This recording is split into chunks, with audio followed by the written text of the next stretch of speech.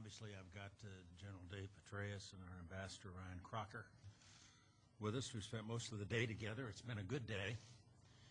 We met with virtually all the top Iraqi leaders. Might have missed one or two who were out of town, but we caught most of them, including Prime Minister Maliki and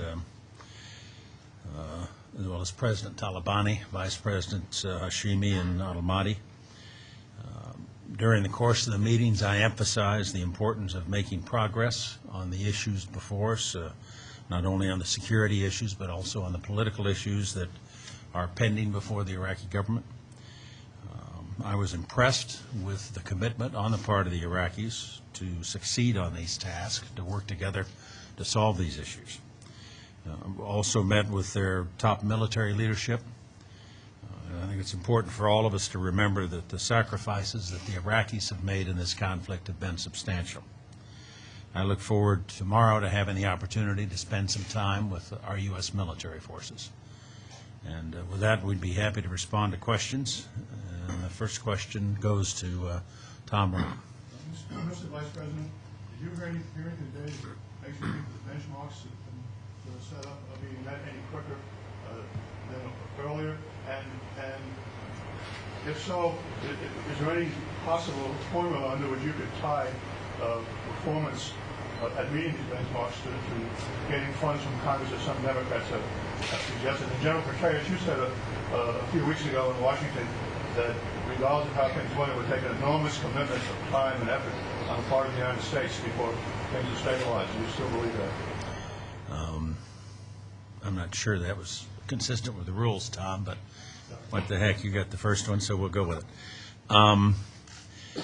With respect to the question of benchmarks, we still believe that it's important that funding for the supplemental for our operations here in Iraq not contain conditions that limits either the flexibility of our commanders on the ground in Iraq or interferes with the President's constitutional prerogatives as Commander-in-Chief. It's just a general principle that we've adhered to, and it's one of the reasons the President vetoed the original bill. I do sense today I think a greater awareness on the part of the Iraqi officials I talked to of the importance of their working together to resolve these issues in a timely fashion. I think they recognize that it's in their interest as well as in our interest that they make progress on the political front just as we deal with the security issues. Well, Tom, I do think it will require a substantial commitment to succeed in this endeavor.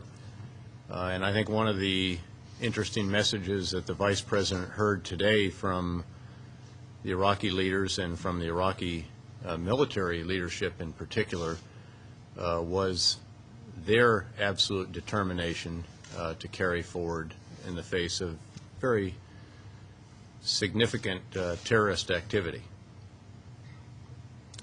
Todd Gilman, Dallas Morning News. Sir. Thank you, Mr. Vice President. I'm wondering how you feel the security situation here is doing compared to the last time you were in Iraq, and if you can give any serious assurances to the American public that things will in fact get better anytime soon.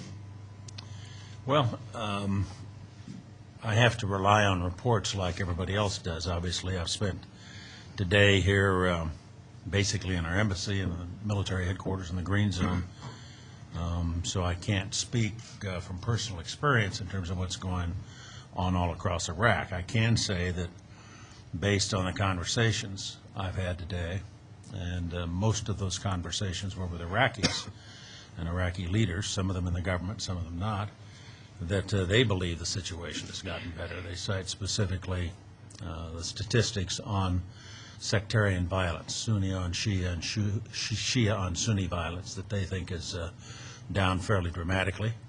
I think everybody recognizes there still are serious security problems and security threats, no question about it.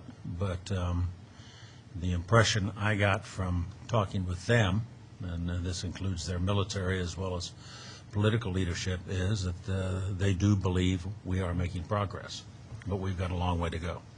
And they were all of them actually singled out Anbar province and the really dramatic shift in the Sunni population in Anbar province against al-Qaeda Iraq in recent months as a heartening sign, and actually as an example that they are encouraging be followed in other areas with similar populations.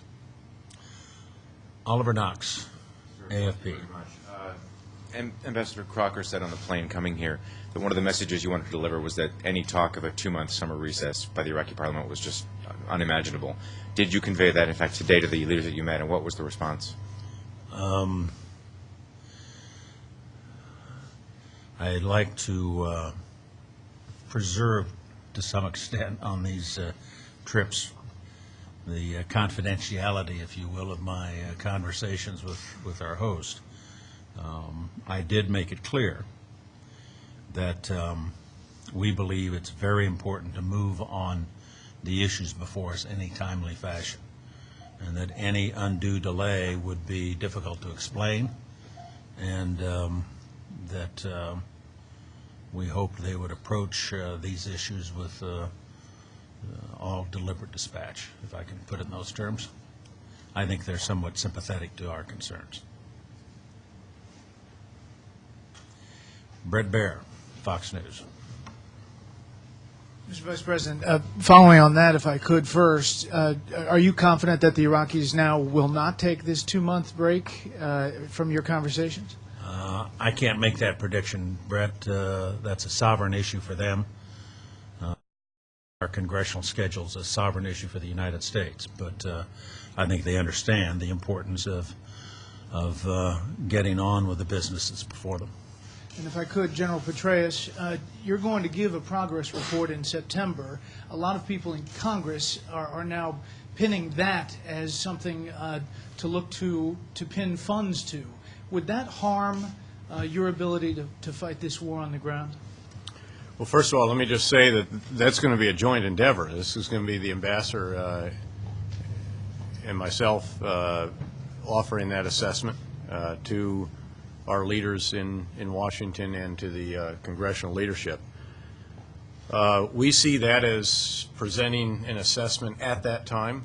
I have offered that it will take several months after all the forces are on the ground, which will be around the mid-June timeframe, for us to see the impact of those forces. The Iraqis are also continuing to build their forces. It's part of both the deliberate effort that's been underway for some time and their own surge, if you will. Some 9,000 Iraqi soldiers graduate from training this month alone, just to give you an example. So we see that as a time where we'll have had, we think, enough of a period to assess the joint security effort and the progress in the political and economic arena, and I'll let the ambassador perhaps add to that as well. But as far as funding, tying it to that, this is the question. Well, certainly from the political economic side, just as is the case with the military, our people need the tools to get the job done, and the tools in this case are money. We really need to get the money out here so we can start making a difference on the streets. Ken Fireman, Bloomberg. Thank you, sir. You said you were impressed by the responses that you heard from Prime Minister Maliki and his colleagues. Did they offer any specific commitments, particularly time commitments, in moving forward on some of the specific measures that you and other American officials have talked about, namely hydrocarbon law, de-Baathification, provincial elections, and constitutional reform? Well, I believe Prime Minister Maliki plans an address to the Parliament this week on many of these issues. Excuse me. And of course, it's a political process. It depends upon action by their legislative body, and but as I say, I do believe that there's a greater sense of urgency now than I'd seen previously. But no specific time commitments? It's difficult to do with our own Congress, let alone somebody else's. Yeah. Thanks, everybody.